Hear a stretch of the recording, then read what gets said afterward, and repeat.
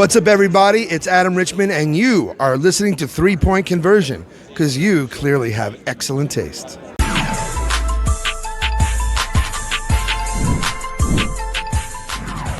All right, Coach, let's open things up here with an opening statement. How excited are you guys to be here in Orlando for the Tailgater Super Bowl? Yeah, first of all, let me, on behalf of President Michael Benson, our athletic director Matt Hogue, and our football program, this is a tremendous honor for us to represent the Sun Belt Conference, to play in a prestigious bowl game that is raising money for breast cancer. We're thankful to represent that. This is obviously our second year in a row being here, but our first time being able to experience a bowl game. And I know our players have had a tremendous time last night, and all the stories I've been hearing, and so we're excited about being here. And if the ball game is as good as the entertainment's good, it's going to be a heck of a game. So, did I tell who to call or you? I got it. Go ahead. My name is Jamie as well. Oh, that's beautiful. Yes, spell a little bit. Just Coach, I'm wondering how motivating was last year's Super Bowl and what happened in overtime? Did that push you guys at all throughout this season and to get back to, win unfinished business? Yeah, I mean, I think anytime you lose, there's a motivation thing, and we had obviously a tremendous season there, and weren't able to finish it off. And this group of this team, this 2021 team, but specifically our seniors, super seniors, what they've done for the program has been tremendous. Winning the conference championship and putting this university on in our football program in national recognition. But to top that off, we need a bowl game win. That'll be their final legacy. And so I do think there's extreme motivation to get that win. And we know that's going to be a challenge because Northern Illinois is a tremendous football team, a champion. But I know that they're motivated by going out and finishing the season off the right way to try to have back-to-back 11-win seasons. That doesn't happen a lot. And this group can cement their legacy by doing that. Coach Jordan Wright with Sean Show. Coach, I just wanted to ask you, what are some of the things you guys are going to try to do to contain Northern Illinois quarterback Rocky Lombardi, who has some pretty capabilities of being a dual threat quarterback? Well, one, we can't give it away right here so they can hear it. But you know what? It's a challenge because they're tremendous at running the football, and then when you load the box up, then that's when he's able to hit some play action and get out of the pocket. And so we're going to have to do a good job of disguising coverages. But if we don't stop the run, it won't matter what we do because then they can do anything they want. So I think we've got to do a great job of winning up front. That's going to be the end of the game on both sides of the ball. We need to try to give him some different looks and coverage-wise and some different things that maybe can help him, make him slow down a little bit and where we can hopefully get a pass rush and try to disrupt some of the things they do. But he's a tremendous player and they've got a tremendous offensive football team. I know it's going to present a big challenge for our defense, especially our front seven. Coach, I've got two questions. The first one is from Zoom, Matt Rochelle. What did you learn from last year's bowl experience that you were able to use during this experience in terms of logistics, practices, etc.? Nothing. We got down here as a bowl. It was a away game basically. We got here on Christmas night and we got around the hotel. We had our team meeting. We got up and played the game. So from a practice standpoint, obviously you didn't get that experience. Now, obviously, if we were playing at the same place, you'd have that, but we're not. So, but I do think our guys understood now that because of the experience they had last year, at least the expectations and what it takes to come out and play well this game. And so there is a benefit, but from a logistics standpoint, we didn't learn really that much because of COVID. All right, and the second question I have is, you guys have some really talented running backs. One of them, Reese White, has been out for the past couple of weeks. Is there any status on him? And will your core be 100% healthy for this bowl game? I do expect him to play. He won't be a starter by any means. He's still working through some of that, but he's practiced the last week or so he'll play in a role, and that's probably a backup role from the standpoint of spelling some of our starters, Shamari and Brady, but he's not 100%, but I'd say he's in the 80-something% there. And for the most part, we're healthy everywhere. Jeff Gunner, our bandit, will not play. He had an injury in South Alabama. He's just not healthy enough to play in the game Saturday. That's the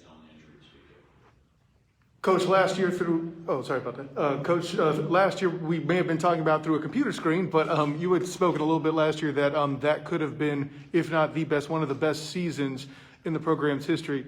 Fast forward to this year, you're, I think, a total combined 5 points away from repeating that feat. Tell me what that says about your program. Well, I think, one, it just talks about the young men and the belief they have in each other and the character they have anytime that you can play at a high level consistently. Especially this year when, last year you were the darlings and you snuck up on people. This year that didn't happen. We had to take everybody's best shot. And that's a different challenge in itself. And it's all credit to them and the way they bought into each other, bought into what we're trying to accomplish. And so we are, if you look over the last 2 years, we've had 3 losses, and it's a total of 8 points. And so that shows the leadership they have and the type of, I believe, just the belief they have in each other, but also the love and care they have for each other. They don't want to let their teammates down, and that's why we've been able to play at a high level. You might answer this question the same way, but you mentioned having all these super seniors. I mean, in this day of age and age of the transfer portal, what does it say about these guys in your program that so many have come back to this program to try and have another special season? Well, I think, one, it speaks of the closeness they have. And I think, two, we might have been the only university that gave them the opportunity to believe in them early on. And to be able to fight through the adversity early on in their career and to be able to leave their career with championship and playing at a high level, top 25 on, I think they wanted to see it through. I think that they're loyal to each other and that's something that they believe they wanted to finish it together. And it doesn't happen, but it's a special group of people that anytime you go through adversity together, you go through tough times, it bonds you, and we went through a lot. From 2017 on, there was a lot of disappointments, a lot of heartache, but it bonded them, and they have a bond that I've never been a part of one that's so strong in my time coaching, and it's a special deal, and it's going to be something that they're going to carry on. The most proud I am is they're going to come back. This is their team, this is their school, and they're all going to be very successful in whatever careers they choose. But they're all going to come back because of the bond they have over the university and the football program. Coach, I have a 2-part question for you. Obviously, you said Reese White will play a little bit. He's not going to be starting. The Northern Illinois defense allows around 31 points a game. How does having him back kind of help with that added scoring possibility? And obviously, not having Jeff, because they are 9-4, they scored a lot more points than 31. So how does not having Jeff how do you kind of adjust with that kind of going forward? I think one with Reese, he's the thing that he's good. He's a Swiss Army knife. He can do so many different things for us. And if he is back and he's healthy enough to really contribute, it just gives us an added dimension. Whether that's out on the backfield throwing the ball to him, runner, he's a great blocker, and so that just gives us another weapon when we're out there. We don't skip a beat. When Reese is not playing, our younger guys have to step up, and they're not quite as good at certain things. They might be good at one thing, but not the total package. Reese is the total package from a running back perspective, so I think that gives us just an added option there. And losing Jeff is tough. I mean, the guy's a 2-time all-conference guy, plays well. Did a great job, 4 sacks, and set the edge of running. And so we're going to have some younger guys that have not as played. Miles Olafini, who's a senior, who's played quite a bit. He's got to play a great game for us. And then somebody behind him. We'll have a couple young guys that haven't played a lot, but we'll have to play when they get their opportunity to do well. And it's going to be a challenge because, as I said, they're good on offense, and that's something that those guys will have to rise to the occasion. But I know our team believes in them, and I know our coaches do too, and they will. Hey, Coach, I got a couple back here. One, with it being signing day, and you kind of finally being able to comment on the guys, also the job that your staff has done. This is looking to be one of the best classes that Colts has ever signed. Just your comments on the guys you've been able to get, and also what ride are you most looking forward to when getting on at the university? What was the last? What ride? Yeah. You said ride. No. I would say about our signing class, and we're not finished with it by any means, but our staff worked really hard from last January identifying our needs and the type of quality people that we want in our program, continue to build what we're doing. And our current group of people have been a great resource because they've helped us recruit them. They got to know them, and they know that they're the type of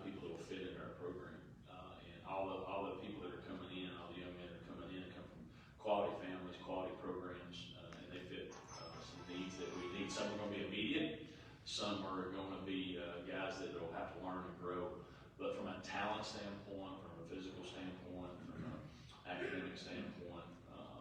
That's our best class that we've brought in up to this point. Now that doesn't mean anything, but I think what that shows is the brand, that shone clear on the side of the helmet, the brand of what Coastal people recognize. That's growing nationally, and that brand is important, and people recognize that it's a high quality of play, but it's also a place that you can grow into becoming the man God's called you to be. So we're very excited and looking forward to getting a lot of those people here. We're going to have a few that are coming in January here in about 2 weeks, and then the rest will join us this summer. But continue to build on the foundation that this group of young men are laying. Hey Jamie, obviously Northern Illinois, a pretty young team for the most part, a ton of freshmen. You guys are super experienced, a lot of 5th and 6th year seniors. Do you think that plays a part at all in the game going forward, where they don't have as much experience? You guys have all the experience in the world. Do you think that's any tie-in? Just comments on that. I don't think so. I mean, they played from their season last year, and then the season this year.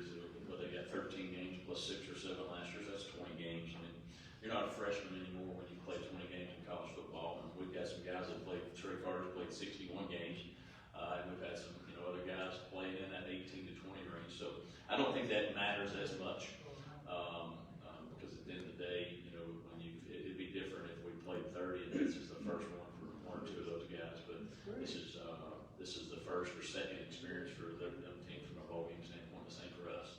So I don't think it's going to make that big of a difference. Coach at WRNN, Hot Talk, Myrtle Beach, Clear Sports Network. I have a few others too, but we'll just, for time's sake, limit it to 2. Out of the 4 individuals here, give us some of your first thoughts on what you think about when you see these 4 guys and what they've meant to the program, what they meant to you. What they meant to the pro, okay, I thought you were going to have me say something funny about it. I would say this, that these guys and all the seniors and the guys have been through it, but these guys specifically been here since a long time. Teddy came a little later, but he's obviously came in and bought into everything we're doing. But the type of young people that they are, as far as their character and the things that they're about, that's what separates them. They're all great football players, and they all have opportunities to go do tremendous things on the field or even off. They're all going to be successful, but it's because of who they are, and they all could have left. They all could have left, because they'll show when I got here with these, and they had to make a choice, and they made that choice and say, hey, we're going to buy him, we're leaving. When they did that, they got everybody else to do that. That's what their leadership has got. All of the other young people that are on the fence and say, hey, we're all in. And there wasn't anybody that was in between. They got everybody on the other side of the fence, and the leadership that they displayed. That's why this program has been successful, because of who they were and how they took control of the locker room. And they're great football players. That'd be the hardest thing to replace, is the leadership they have. You couldn't put a price tag, I think, from a standpoint of coaching and their university on what they meant to it. We went from an afterthought to everybody recognizes Coastal Carolina, and that was because of this group of people, and they're special. They're not done. They're not done. So we got 3 more days with them here, and then everybody's going to go on their own way. But special people. Last one, Coach. I got 2 really quick ones, actually. I just noticed, just in my preparation for the game, Isaiah Likely and Josiah Stewart are both from Everett, Mass. Did Isaiah have anything to do with Josiah coming down? That he was part of the recruiting effort? He did. Obviously, there's a connection there. We've got, I think, 3 players from Massachusetts on our roster, and they played it that way. So there was a connection, And so anytime you come somewhere where you have an opportunity to sort of already know somebody or you're from the same area, you get a lay of the land quicker. And that was I don't know if that was a big reason why he came, but I think that made him more comfortable too. So we're glad he did. And then my other question is just on Grayson Mccall. How has he grown as a quarterback from last year at this time? Well, I think just from a physical standpoint that he's improved there, because last year being his first year and did not have an off season from a conditioning strength program because of COVID. This year, from a physical standpoint, he's gotten better, and he's continued to mature. Obviously he's a great player, but there's a maturity level that you have to attain, especially being a quarterback, and he's gotten better and better each week as we've gone, and he's improved, obviously in a lot of ways on the field, but I think off the field is where he's continuing to grow, and he's made great strides as far as being a leader, not only in the offense, but the whole team. Thanks, Coach. Good luck on South Friday. Thank you all, appreciate y'all. Thank you, Coach. Guys, let's just start off. Talk about, you were here last year, very different experience. How excited has it been so far being here in Orlando for this event? It's been awesome. I mean, last year, we, like Coach said, like it was an away game. We came the day before and then just spent the night in the hotel. The hotel was super nice last year too, but we didn't really get the full experience. But, we've only been here for about a day and a half, and, it's been a lot of fun. Yeah, I mean, I'll just echo what Teddy said. It's been awesome. University Studios is great. I didn't even know what it was. I'm trying to cure bowl, but I'm blown away by everything that there is to do. Just the cure bowl in general, everything that we've had up to this point. Hanging out with the guys and University Studios has been awesome. And it's a big step up from what we got to do last year, so it's exciting. What are you most looking forward to this afternoon? Which ride? What thing are you looking forward to seeing the most? I've never been, so I don't know quite what to look forward to, but I know I'm excited. Yeah, I've never been either. I keep hearing things about the Hulk, so I'm definitely gonna hit that one. I'm gonna try to get as many roller coasters as I can. Silas, after your last practice, I kind of saw you guys were sitting on the field, basically on the senior class, sitting kind of reminiscent, I would assume. What was kind of going through y'all's head as y'all kind of played your last practice, and what were y'all kind of really talking about? Yeah, that was a cool moment. I think it was like 6 or 7 of us guys that have been here at Coastal since 2016, 2017. And that was the last time we got to play football together on the teal turf. So it was kind of a special moment. We all went out to the 50-yard line and sat out there for about 30, 40 minutes after practice. Just told stories, about where the program was, where it's come, different little anecdotal things of guys that used to be here to play with, telling stories, cracking jokes and stuff, and just kind of hanging out with my boys for one last time. Silas and Kelly, Silas and Teddy, this is for both of you guys. So you guys still are rocking the mullets pretty strong. So I really just got to ask, what were you guys' reaction to seeing Coach Jamie Chadwell after he had cut his mullet off? Oh, when he cut his mullet off? Yeah. Well, we knew he had a job to do. He had to go out and recruit and, talk to people's families, and, he kind of told us, got to look a little more presentable. And so we understood why he cut his hair. I was a little sad though, I was. So, didn't really look quite right at first, but we got to do what we got to do. First thing, talk a little bit about where you guys started as freshmen to where you are now, and being able to hopefully maybe cap off this entire career with a win in a bowl game. Yeah, we've had the opportunity to play a lot of football at Coastal. Me and Teddy both have played a lot of games, and I think we both say that we've just been given a great opportunity to grow as football players, as men.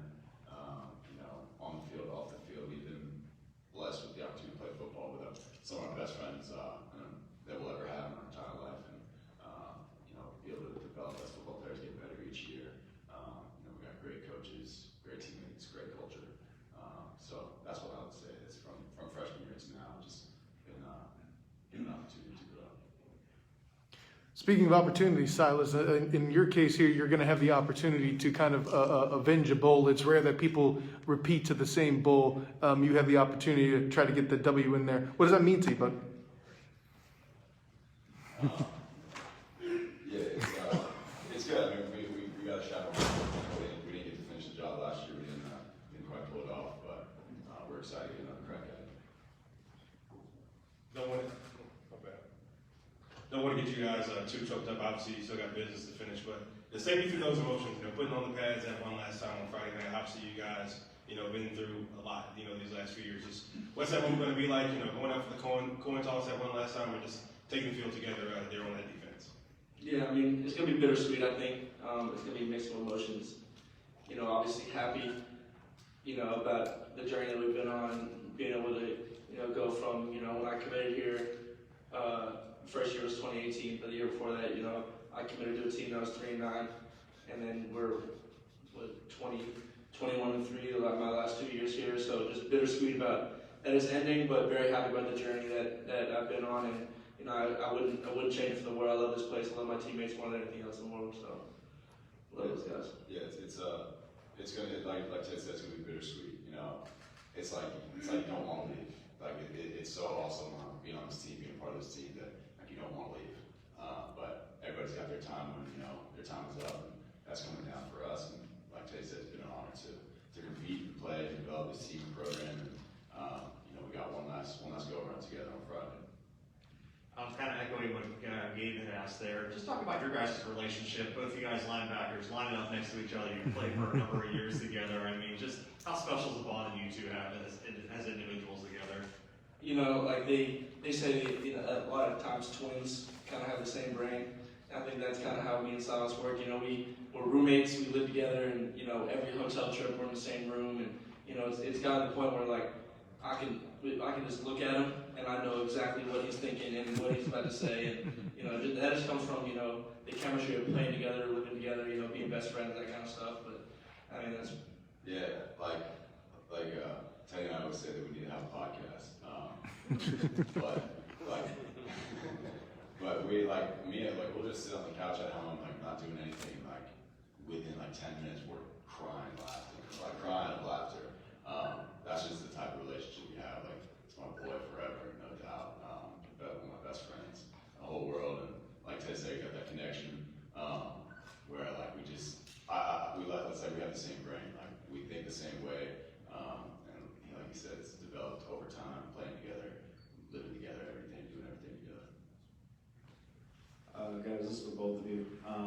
So you touched on before, you said 21-3 your last 2 years here, and it's almost like the university kind of just burst onto the scene after last year, and you guys are a big part of that. So what does that mean to you guys, knowing that you guys contributed to the success of university's exposure? For me, it was just awesome to see the recognition that everyone got. Coastal Carolina is a great place, and not many people knew about it, I guess, before the last football season. And when we came on the scene, and people started paying attention more, people started looking at us more, people started appreciating all the players on our team, all of our coaches, our campus, all of our athletics, and it's just awesome to see everyone finally get that recognition. Yeah, I'd say before last season, our team was very confident going into the year, and even though we got picked to finish last in the Sun Belt and in the conference, and nobody really thought that we were that good of a team, we were all coming into the season incredibly confident because we knew the type of team, the type of work that we put in. So to go from, like Teddy said, going through seasons where you lose 9 games in a row, and have 2 back-to-back 5 and 7 seasons, right on the verge of getting to a bowl game, to kind of breaking out and having everything start clicking and playing like we know we can, and having 2 really successful years, it's a testament to the work that we put in, and it's a good feeling to know that all the hard days that we went through, all the adversity, ended up paying off.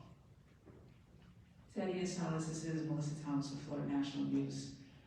You mentioned before about kind of that bittersweetness of kind of having that last year. What are some key lessons that you guys are taking with you into your next endeavor? That's a good question. I'd say just learning how to handle adversity. We've been through so much, both as a team and each of us individually, in the time we've been here through injuries, playing through stuff like that.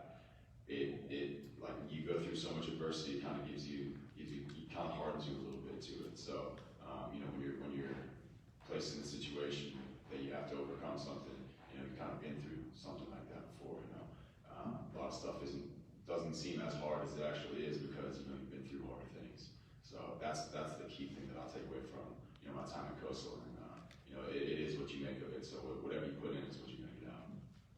I'd probably say just roll with the punches. I mean, life's gonna knock you down at some point, multiple times, and it's all about just getting back up. And through adversity, through being here, I've been through a lot, and just keep getting back up, and good things are gonna happen to you. 2 more. This is a Zoom question for Matt and Rochelle. What do you see out of Northern Illinois, and how they got a great rushing attack.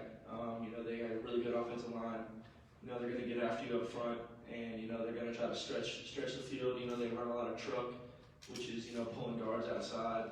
Trying to the main thing they want to do is they want to establish the run. Their mantra. They're going to try to out physical, out tough you the whole game, and so we gotta be ready for that. We gotta be ready to fight for 4 quarters in the trenches and at the second level, and be ready for when they take shots down the field. All right, guys, last question is for me.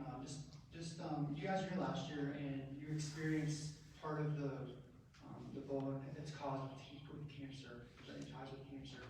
But now you're seeing some of the bowl events and some of the messages were displayed last night and today, and then on Friday. Talk a little about what is that playing for a bowl for a cause for cancer research mean to you? Yeah, cancer has affected everyone. My dad's a cancer survivor, and so obviously this means a lot to me. And it's great to play for a cause. The Cure Bowl is awesome, everything they do, and for cancer research, and it's amazing, and I'm very proud to be able to play in the Cure Bowl.